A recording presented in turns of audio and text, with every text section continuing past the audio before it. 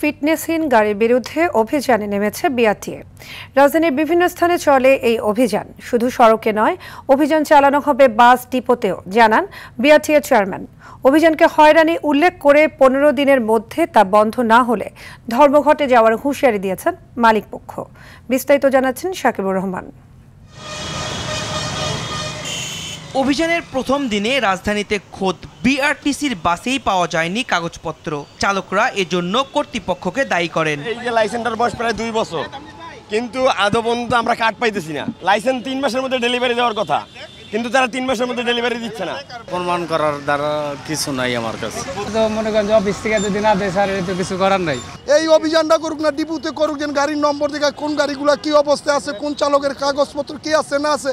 ফিটনেসবিহীন গাড়ির বিরুদ্ধে অভিযানে নামার খবরে বাস শূন্য হয়ে যায় রাজধানীর অনেক এলাকা। ফার্ম গেটে অভিযান উদ্বোধন করেন বিআরটিএর চেয়ারম্যান। তিনি জানান, সারা দেশে চলাচলকারী প্রায় 70,000 ফিটনেসবিহীন গাড়ির বিরুদ্ধে ব্যবস্থা নেওয়া হবে। দীর্ঘদিনের একটা জঞ্জাল, আপনারা জানেন। এই দীর্ঘদিনের জঞ্জাল তো ওভারনাইট আপনি চেঞ্জ করতে পারবেন না।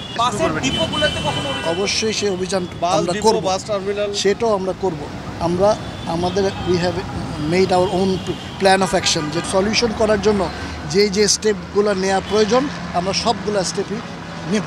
রাজধানীর পরিবাগে পরিবহন মালিক সমিতির কার্যালয়ে জরুরি বৈঠকে বসে বাস মালিকরা। অভিযানের নামে হয়রানি বন্ধের দাবি জানান তারা। আগামী 15 দিনের মধ্যে 2018 সালের সড়ক আইন পরিবর্তন সহ 5 দফা দাবি মানা না হলে ধর্মঘটে যাওয়ার হুঁশিয়ারি দেন পরিবহন মালিকরা। সেই আইনটা একটা প্রতিশোধ পরায়ণ, নিপীড়নমূলক। এই আইনটা যেন সংশোধন হয়। লাইফ লাইন বাসে ন্যূনতম 20 বছরের জায়গায় 25 বছর, ট্রাকের 25 বছরের জায়গায় 30 বছর। 15 কার্য দিবসের মধ্যে সরকার এই অচল অবস্থা নিরসন না করলে 15 কার্য দিবসের পরে বাংলাদেশে পরিবহনের সকল মালিক শ্রমিকরা মিলে ধর্মঘট করবে।